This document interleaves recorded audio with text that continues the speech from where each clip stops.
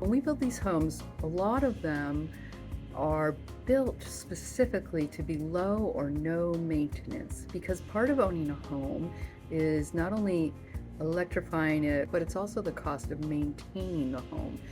How often do the products need to be painted, cleaned, stained, replaced? We're thinking about all of those things when we're choosing the materials for your house, whether that's your interior wood floor or your exterior siding or your windows themselves, or even the plumbing fixtures that you're using. We're trying to buy things that we know will last a long time with almost no maintenance and be a quality item for you. So you might spend a little more money up front and getting something that's a little different quality, but you're never going to have to maintain this item.